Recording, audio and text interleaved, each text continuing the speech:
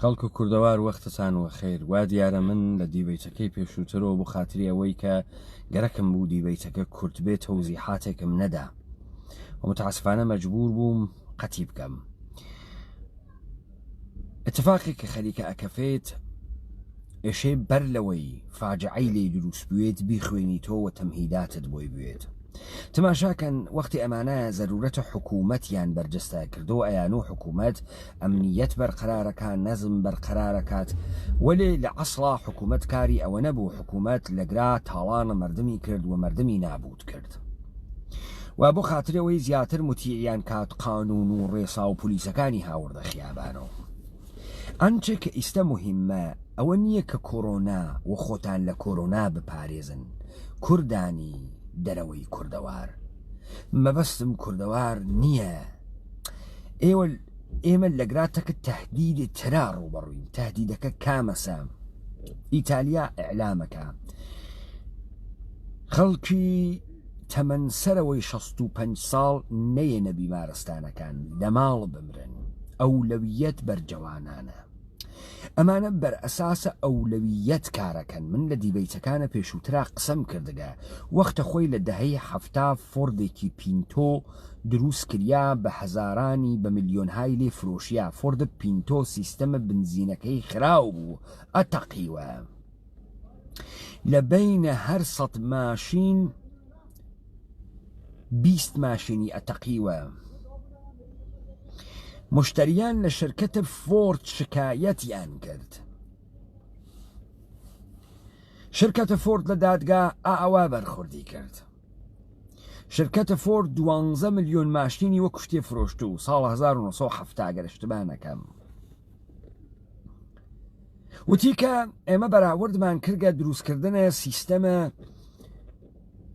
بنزینە ماشینە فۆردە پێنتۆ 11 دلار خەرجێسی بە خەرج زافەوە 17 دلار ئەکا. بەراورد ئێمە لە تەعمیرە ملیۆنها فۆردە پینتۆ ئەمەسەکە 144 ملیۆن دۆلارە ئەو وەختە خەرجێسی. ئێمە بەراوردمان کردگە بە سوورەتە ڕاندۆمی پوڵە خوێنە ئەوانەی کە ئەسووتێن لە ناو فۆردە پینتۆە بدەین 36 ملیۆن دۆلارەکە. بۆ ئێمە ناسەرفێ فۆردەکان تەعمیرکەین و بیانوێنەوە. هەر کەسێک ماشینەکەی سووت کەسی تیا سووت بێت ئێمە خسارەتەکەی ئەدەین. ئەمە کاکەی گیان بنەمای ئەخلاقیە ئەمانەسە. تۆ لەم ئوروپا تەکم مردمێکا ڕوبەڕوویت تربیەتە ئەخلاقی نییە، دایک و باوکی نییە، لە سینگل پەرەنسێکۆ بووگە، بێکەسوکارە، هاڕیاگە، معتادە بە ئەلکۆل، معتادە بە مەواد مخدر. ئەمانە تا زەمانێک کۆنترۆڵ ئەکرێن کە ئەحساس بکەن قانونێک ها بەسەریانەوە. لە وەزعیەتە ئێستەسنایە ئەمانە خۆ لە دەوڵەت نادەن. ئەمانە دەستیان بە هەر کەسێک ئەگا لە بەردەستیانە بە تایبەتی خارجی نابودی ئەکەن. ڕژیاگیشن بە مەلایەنن لەم کشوەرانی ئوروپاییە لە یەکتریش تەبعیەت ئەکەن. ئاخر بابگیان ئەلەکی مەیگرن کاوراچێ لە ئەمریکا ئەسڵحە ئەسێنێ لەبەرەوەی بتوانێت لە خۆی دفاع کایمە لەم بریتانیا و لەما بەقی کشوەرەکانە تەوانە دفاع لە خۆمانمان نییە، ناتوانین ئەسڵحە حەملکەین، ناتوانین دفاع لە خۆمان بکەین. تۆ کاورا پەلامارت ئەدا زاتە نییە دەسی لێ بکەیتەوە چون ئێشە پرووی بکەی کە دفاعت لە خۆت کردەگە. وەگەرنە دووچارە خەتەری کاورای خاوەرمیانەی کە لە ڕەشیت و ئەو ئەیواتۆ لە سیستەمەکە. چۆن ئێمە ئەتوانین لە تەهدیدات شەرایط کۆرۆنا نجاتمان بێت؟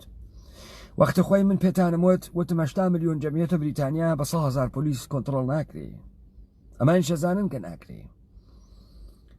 بۆیە گەرەکیانە پرۆسەی کۆرۆناکە درێژکەنەوە. ئەم پرۆسەی کۆرۆناکە درێژی ئەکەنەوە تااقەتە ئەمانە ئەوات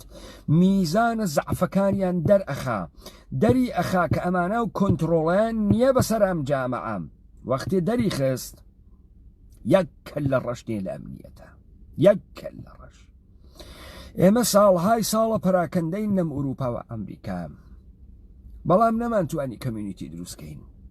نەمانتوانی ئاگامان لە یەکتری بێت. وەزع پاکستانیەکان و هندیەکان لە ئێمە فرە خاسترە، ئەوانە بە سوورەتە مەجموعەی و کەمیونیتی زندگیەکەن، محلاتێکیان قڕۆخ کردەوە لە اختیار خۆیانە، تەوانە دفاع لە خۆیانیان هە. ساڵە 2007 هندیەکان و پاکستانیەکان لە لەندەن و بیرمەنگهامە خۆیانیان پاراست بە سەدان چماق بەدەستە هندی و پاکستانی لەبەرە مەراکز و مزگەوتەکانە خۆیان ئاوێسیان، لە بەرامبەر بیزنسەکانە خۆیان ئاوێسیان. ئەمڕۆ ئێمە کوردمان هەست لەگرا هاتکە دوو خەرامە هەنێرێت و بۆ خانەوادەی ئارایشگەرە، کارواش کارەکات، لە پیتزایی و تێکەوەیە کارەکات. ئەمڕۆ بێکار بووگە، برسی شەکەفێ بە 36 پۆند پوورە سۆشیال ئەم ئینسانە ناچێ بەڕێوە، قیمەتەکان گران بووگن، نانی دەست نەکەوتگە. ئێمە لەگرا کەسانێکمان هەزوە هەزار چنە ڕووکە دوکانێ پیتزای ڕستورانێکی دانیاگە، لێی ئەسووتێنن، خۆی شتیا ئەسووتێنن. تەبعات دوای کۆرۆنایمە 2 ساڵ گرفتارین لەگرا. ئێمە لەگرا خانەوادەهایەکمان هەز لە یەکتری فاسڵەمان گرتگە. ئێمە لەگرا ئینسانە مجەڕەدمان هەست، ژنە کوردە بێسەرپەرستمان هەست کە پێی وابووگە حکوومەت بابەیەسی و حکوومەت ئەی پارێزێ. ئەگەر حکوومەت نەی پاراست با خۆمان بیپارێزین. ئەگەر حکوومەتەکان تماشاکەنەوانێوانە ئسکاندیناڤیا فکرەکەن ئەو زاعەکە لە ئسکاندیناڤی فەرقەکە ئەمانە تابع شەرایط جەهانین، کافیە لەم بریتانیا ناگەهان فیلم بێتە دەرەوە پەلامارە خەڵکی دریاگە 4 نەفەر سووتیاگە، پۆلیس تەوانە کۆنتڕۆڵی نییە و خەڵکی کەوتگنە گیانە یەکتری. مطمئن بن سکاندیناڤی شواکەن، مطمئن بن ئەوانیش مترەسد لە فرسەتن دەرئەکەوێ ئەمانە چ بۆ شایەکیان هەست بۆ دەوڵەتەکان ئەوروپا و ئەمریکا ترسیاگەن،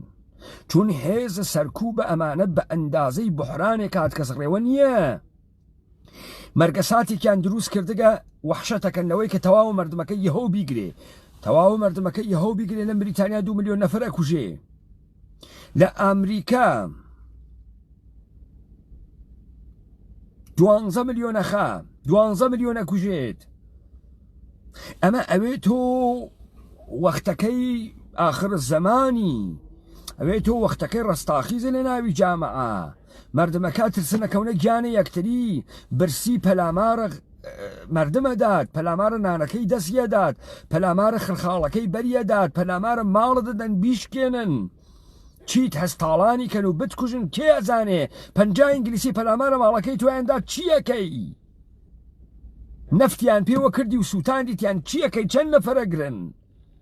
وەختێک لە عانە واحدا لە هەر شارێکە 50 ماڵ 100 ماڵی وایەنە سووتان چیەکەنێوە؟ حەجێکتان پێ ناکرێت، حەج کەسیش حیجێ ناکە، مردیشی چووپەی کاری. لێ دوای ژن بحرانە جەهانی بوو، چی بکەین و دەیتر و ئەلحەمیلا و دوای 5 ساڵ بەسەریەوە تێپەڕین و ئێمە جەنگە ئەوەڵمان بوو، جەنگە دوومەن بوو، بە 100 ملیۆن ئینسان مردن و قەیناکە و دووبارە زندگی کەینەوانیە. گیانە ئێمە تەماتە نییە، خۆ گیانە ئەم کوردانەی کەوانە ئوروپا و لە یەکتری دوورکەوتنەوە خۆ تەماتە نیە بێژی کاورا ئینگلیسی بتکوژێت. تەوەجۆ بکە من ناژم لە کۆرۆنا خۆتان پارێزن، من خەریکم ێژم ئێوە خۆتان لە جەمعیەتە هاڕیاگە ئوروپا پارێزن کە نە ئەخلاقی هەست نە پرینسیبی هەست. ئێوە لەسرە ئەم هجوومەی کە بۆم فروشکانە بردیان بۆ نان و بۆ دەسماڵ توالت چاوتان پێکەوت چەنێ بێ پرینسیبن، چەنێ وەحشت ناکەن، چەنێ خەتەر ناکەن ئەمانە. و هێزە پوشاڵیە دەوڵەتەکانیان کەوتە بەرچاوتان. ضرورەت ئەوەسە بەر لەوێ اتفاق بکەوێ هەرچی جامعەس خەڵکی کوردەوار، کۆمەڵێ ئینسانی واتیا، کۆمەڵێ ژنی واتیا. ژن مەبەستم جێنەتیکە، جێنەتیکی بوێرن، قارەمانن، ئەتوانن لە وەختە خەتەرا جامعە پارێزن، ڕۆڵە شەڕکەرەکانینی. کۆمەڵە ژێنی واتیا ئینسانهای تێگەیشت و فەهمیدەن کە ئەتوانن لە شرایط بحرانە ڕەحبەریەت مردم بکەن، بحران بەر لەوەی مردم تێی بگات، ئەمان تێی بگەن و خۆی بۆ ئامادە بکەن. خەڵکی کوردەوار، ئێمە حتا ئەڕۆین ئەم بحرانە خەریکە گەورەتر ئەوێت. ئێمە لەگرا مردم ئەمان خوات، مردمە ئوروپا، مردمە ئوروپاتەکە مردمە ئێمە فەرقەکە، مردمە ئێمە هەنووز نەریتە کوردی واتیا، مردمە ئێمە هەنووز بڕێ نەریتە ئاینی واتیا، مردمە ئێمە بە ئەدەبە، بە ئوسلوبە. ئەگرا بێئەدەبن بێتەربیەتن بێئەخلاقن بێوجدانن بێکەرامەتن ئێوە ئەمتانە چاو پێکەوت کاکە ئێمە دوێ کە ئەمانوت هاوارمانە کرد کەس باوەڕی ناکرد بڕۆ لەسەر دەسماڵ توالت یەکتری نابوو دەکەن بۆ دەسماڵ توالت وەزیفەمانە لەم ڕۆژی تەنگانە ئاگامان لە ئاحادە مردمە خۆمان بوێت ئەوانە هاتک نەگرا کارگەری بکەن و خانەواتەکانیان برسین لە کوردستانە ئەمڕۆ بێکارن خۆشیان نانیان نییە بخۆن ئەوانەی وردە بیزینسێکیان هەست ئەوانەی تاکوتەنیان ناوێت تەنیا بمێنن بە سوورەت فەردی ئیقدامکردن ئشتباس ئێوە ئێشێ تەحتە کەمیونیتیهای خۆپارێزە ئتنیکی خۆتان سازماندەهی بکەن لەوێ پەلامارە ڕاندە تاکسێکی کوردیاندا گشتتان لە منتەقەکەەوە فریایکەون پەلامارە ماڵە تۆیاندا خەڵک فریات کەوێ نێڵێ بتسووتێنە بتبرژێنێ لە ناوی ماڵا بە خۆت و ژن و مناڵت پۆلیس فریای تۆ ناکەفێت ئەمە گشتی فشە و بڵقە سەرە ئاو دەرکەوت شەرایەتەکە حەساسە خەڵکی کوردەوار یارانە ڕاپەڕینە کوردەوارە سەر بەخۆ بێ هیچ تەفاوتێک هەرکە کووردە هەرکە وەکو ئێمە خارجیە پەنابەرە سۆمالیاییە سوودانیە پاکستانیە هندیە جامایکاییە بیان پارێزن یەکتری بپارێزن چەترێ دروستکەن تاما بەقیەی پەنابەرەکان بێنە ژێرە سایەتانە کۆبوونۆ بەر لەوەی ئومیدوارم هیچ اتفاقی نەکەوێ ئومیدوارم مەوردە تەعەڕوز و ئازار و سووتاندن و کوشتن قرار نەگرن وەلێ ئێمە ئێشێ بەر بگرین بەم اتفاقە بێجگە لە هێزە خۆمان هیچێکی ترمان نییە بێجگەل لە ئەقڵ و لە هیممەتە خۆمان هیچێکی ترمان نییە لەگرا ئێشێ ئێوە لە قاڵبە کەمیونیتیهای ئتنیکیە خۆپارێزە ئەساسنامە بەنە دەرۆ یەکتری معڕەفی بکەن هەر شارێ بێجێ چه میزانن چەند کەسن شمارە تەلەفۆنتان نەحوەی دەستڕەسی پێتان چه شەکڵیە تا ئێمە بتوانین سازماندەهیتان کەین تا بتوانین لەم شرایطە دفاعتان لێ بکەین ئێمە سعی ناکەن ئێوە تووشە هیچ قەیرانێ بکەین سعیش ئەکەین ئیعلام کەن بە شەهرداریەکانتان بە شەهرداری محلە ئقامەتتان کە ئێوە ئامادەن دەرسوورەتە ناتەوانیە پۆلیس بۆ پاراستنە گیان و ماڵە ئەم مردمە هاوکاری بکەن لە پاراستنی گیان و ماڵیان ئەمە ئەو کارە ئەکەین و ئێشێم کارە بکەین بۆ ئەووەڵین بار لە تاریخە ئەوانەی وانە ئەوروپا و ئامریکا بزانن وانە ژێرە تەهدیدە قڕکردنە ناشیرینتەرین مەرگ هەمان ئەمکانی هەیە لەگەرە لە برسیانە بمرێ کاکە خۆپوڵت بێ خۆراکی لەدەست ناکەوێ خۆ حیچێ نییە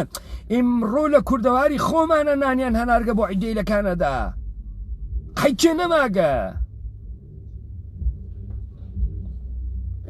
ئەمانە ئەوانە نییەنەوە فکرەکەنها ئێمە تالا ئەەکەینەوێنی لە ساڵێکا 500,000 نەفەریان لێدا خستین لەگرا کوشتنیان چیەکەندەی لێدا کێگری بحرانەوە هەتکەوە ملمانە و گشت کەسێ مردگە و ئێوەش لێتان مردوو چی بکەین و دەشەرای تشتمایە تۆ مقەسری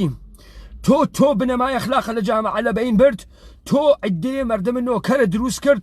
تۆ بە ئینقلابە جنسی تۆ مشتی حرامزای بێ تربیەتی بێ دایک و باوکە دروست کرد ئەمانە گشتی تادید بوون تۆتە بە هێزە پۆلیس ئەی پارێزین تۆتە کۆنتڕۆلیانەکەی تۆ هاڕینت ئیستام هاڕیاگانە کەونە گیانە یەکتری تا تۆ سابتی بکەی بێژی بەشەر گۆرگە بەشەرە تۆ گەرەک تو ئەم کارە بکەی و ئەمە مقەسری کارنامەکانی حکوومەتەکانە ئەوروپا و نظامە جودۆکریسیانەتی و ئەم سڵتەیە نەگریسە کۆرپۆریشنیەسە کە تەبعاتی ئمڕۆ یەخەی ئەماگرێ ئمڕۆژێ ئێوە لە سەرتاسەرە جەهانە لە ئەمریکا و ئوسترالیا قاڕەی ئوروپا ئاگاتان لە خۆتان بێت لە هەر شار و شارچکەیەکە هەن ئەوانەتان مجەڕەدن پەنابەرن ئەگەر تەعتاتان کەمە لە لادەکەی خۆتان و لە شارچکەکەی خۆتانە خۆتان گەێنە جێگەیەک داڵدەی یەکتری بدەن ماڵەکانتان تەکی یەکتریا تەقسیمکەن پوڵەکانتان خەنە سەر یەکتریۆ لە تێنان بە یەکۆ تەقسیمکەن لە کناری یەکتریاون اطلاعات و معلوماتان با لە اختیارە گشتیا بوێت کە لە ئەگەرە پەلاماردان و تەهدیدکردن و کوشتن و سووتاندنتانە ما بەقیە فریاتان بکەون بریتانیایش هەروە وەختێسی لەگرا کۆمەڵێکی فرە کورد لە هەموو بەشەکانی کوردەوار تایەتی داڵدەی گشت کەسێک بدەن بە عەرەب بە تورک بە فارس داڵدەی گشت کەسێک بدەن ئێستا کاورا ناپرسێت تۆ کێی کاورا ناپرسێت تۆ موسڵمان هەی یا موسڵمان نییەی مادام کە لە ڕەشی ماشینێوا لە ژێرە پێتا تۆ هاتگی فکرەکانانە ئەوت خواردگە و پوڵە ئەوت خواردگە و بوویە ئەو بێکارە و بوویە ئەو هاڕیاگە و بوویە ئەو نانی نییە و بوویە ئەو برسیە و بوویە ئەو موعتادە پەلامارە دەدا ڕوتت کاتۆ بتکوژێ بتسووتێنە کێت دۆزێتەوە کێ گیانە تۆی بۆ مهمە کشوەروارە ناوی بحرانە خەڵک بیمارستانەکان پڕن لە کۆرۆنایی کێ تۆی بۆ مهمە ئللا خۆتان نەوێ مەچن خیابانەکان و شەڵف مەقازەکان خەریکە پێتان ئێژێت هێزە پۆلیسە ئامادە باشێک کە ئامادەن پایتەختەکانیان بپارێزن خەریکە پێتان ئێژێت سەردەرگومی و درۆزنی و خوێڕیەتی ئەم نظامە سوڵتە کە ئیمکانی هەز ئامدانە ئەم شەرایطەی دروست کردوێتە ئەم کوڕەی زەمینە 1 ملیار جەمعیەتی یەکتری بخوا تا جارێکی تر سابتی بکە حزورە ئەوان چەندێ زەروریە لە ئینسانێکی مەسرەفگەرای فاسدی بێ ئەخلاق وە بێبەزەی کە دروستیان کرد ئێوەی خەڵکی کوردەوارە توارن داڵدەی ما بەقی پەنابەرەکانە دنیا بدەن کە ئەمانە مشتێک هاڕیاک بوون لەسەر زەمینە خۆیان هاتنە دەرەوە زوانیان نەبوو لەم کشوەرە ئەوروپایانە لەبەر خاتری مشتێش سۆشیال و بنفیت کە ئایان گرت ئێستا ڕۆژێکە کە ئێواکەونە ژێر تەهدید و کوشتن و نەمان و سووتاندن و قڕکردن و هیچ حکوومەتێ بەدادتان ناگا ئەو ژنە کوردانەی ئەمڕۆ مجەڕەدن بێوە ژنن وەتان ئەزانی حکوومەت ئەگرا باوکتانە باوەشتان پیا کردو ئێستا وەختێسی خۆتان بگەین لە کەمیونیتیە کوردیەکان بابرا کوردەکانتان بتان پارێزن نەتان کوژن تەجاوزتان پێ نەکەن تەعەداتان نەکەن نەتان سووتێنن بۆ یەکتری ببن بەبرا بۆ یەکتری ببن بە خۆیش یارمەتی یەکتری بدەن یارانە ڕاپەڕین و کوردەوارە سەربەخۆ ئەرکە سەر شانتانە تەمامە فعالیەتتان متەمەرکزکەن ماندوو نەبن مردم محل نانێ مردم نایەت وەێ مردم لێی قۆمیاتێتە دەرماڵەکەی تۆ مطمئن وەتێتە دەرماڵەکەی تۆ من کاورای دۆن کۆرلئۆنە دووە بیرتێرمۆ و کاورا بۆ ناسێڕا چووە لای وتی کەنیشکەکەمیان گرکە و تەجاوزیان پێم کردگە دۆن کۆرلێۆنە فریامکەوە وتی تۆ ساڵهاس من ناناسی تۆ ساڵها من بە ڕەفیقی خۆت نازانی فاصڵەت گرت و پۆلیسی ئەمریکا کچەکە بەپارێزێت قینە دەهات لە ئێمە دوود ئێمە خەلافکارین ئیستا بۆ هاتکیسە بەرماڵە من وتی تۆ عیداڵەتم بۆ بەرقەرارکە مەترسن ئەگەر زەنگەدەن بۆ کوردی پشتان تەیە کادێژێنەوە هیچ خبری نییە و من نایم ئێوە وەزیفەتان ئەزە ئەو ئەحمەقە بپارێزن ئەو ئەحمەقێکە لەگرا حەل بوو گەسەوە وەختی لێ قۆمیا وەختی پەلاماریاندا وەختی تیان هەڵدا و بیرە تۆ کەوێتەوە کە بڕۆی پارێزگاری لێ بکەین ئەوانەیە لەگرا زەد ئیسلام بازیان دەرەهاورد و بەڕاستی ئیسلام وەحشی و ئیسلام کەسیف و وەمانە ئەوانە یە زەمانێک ئەگات تەلەفۆن بۆ ئێوە بکەن کە ئێوە بڕۆن بیان پارێزن وەزیفەی ئینسانی و ئینقلابیتانە بیان پارێزن حتا ئەگەر دوژمنە قسای قەستان بووگە حتا ئەگە ملیۆن جار تەوهینی پێتان کردگە وەزیفەتان هەست لە ڕۆژە تنگانەیە کە بەسەری هاتکە نەیەڵن ئەم مردمی ئێمە بێ کەس و تەنیا بێت ببن بە کەسی یەکتری ئێمە خۆمان لەگرا لەم بریتانیا خەریکین ئەم کەمیونیتیانە دروستکەین نامەیش بەهێنێرن بۆ پارلەمانەکانتان وا دیارە هێزە پۆلیسە ئێوە ئەی شارنۆ ناتوانێت ئەمنیەت ئیجتیماعی بپارێزێت خاڵیکردنە شەڵفە دوکانەکان سابەتی کرد و شەڕە دەسماڵ توالت سابەتی کرد و زەنگێ بن بۆ ئەمێرجنسی پۆلیسەکانتان لەگرا پۆلیس نایەتە سۆراختان بە هیچ سوورەتێک ئەو لەوێتە ئەوان کۆرۆناس ئەو لەوێتە ئەوان مەراکزە مهمە بازرگانی و خانەوادەهای تەبەقەیە گەورە و پاراستنە گیانە سیاست مەداران و ساحیبانە کۆرپۆرێشنەکانە هەواستان بوێت ئەو لەبێت تۆی کورد نییەی تۆی سۆمالیایی نییەی تۆی فارس و تورک و عەرەب نییەی ئالە گراسە کە نەقشە گەورەیە ئێوە بەرجەستە ئەوێت ئەم بحران و ئەم نەهامەتە کە هات بەسەر ئەم دنیا و سازیان کرد نەقشە ئینسانە کوردی و بەزەیە کوردی بەرجەستە ئەکاتۆ ئێوە مشتی ڕۆڵەی قارەمانن و قارەمانەتی خۆتان سابت کرد بە تایبەتی ڕۆڵەکانی کوردەواری داگیرکراو لەلایەنە عێراق و لەم ئوروپا و ئەمریکا ڕۆڵەهایەکی بە جەرگ و بە مەچەک و بوێرن ارتباطاتتان بەرقەرار کەن تەکیانە و تەکە یەکتریا هەستەهای مقاومەت دروستکەن بۆ پاراستنە خۆتان ئەم شەرایطە ئیدعا ئەکەن 2 ساڵ تو لە کێشێ ولا لە 2 ساڵ زیاتری ژەچوات تەبعاتی خەیلە زیاتر ئەچێت تەبعاتە اقتصادی تبعات بحراني تبعات فقري تبعات برسيتي تجاوز تعدى قتل قارة كشتني كدروستي كان اما دون بو اقر هر اتفاقي ناقوار امالك فرا لوانيك قرك انا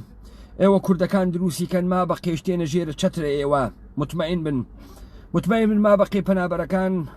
تين جير شتر ايوه كايوه بيان باريزن ئەو کارە بکەن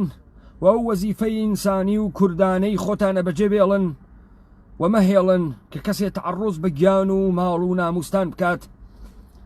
لەم ڕۆژی تنگانە یەکتری بەرمەدەن و ئاگاتان لە خۆتان بێت کە ئێمە لە ژێرە گەورەترین تەهدیدین لەلایەنە نەوادەگان و مەحسوڵاتە نظامە سوڵتەیە سەرمایەداری لیبرالی کۆمۆنیستیە کۆمەلگای قەربی مشتێ بێ ئەخلاقی بێدایک و باوکی مەحسوڵە تەجاوز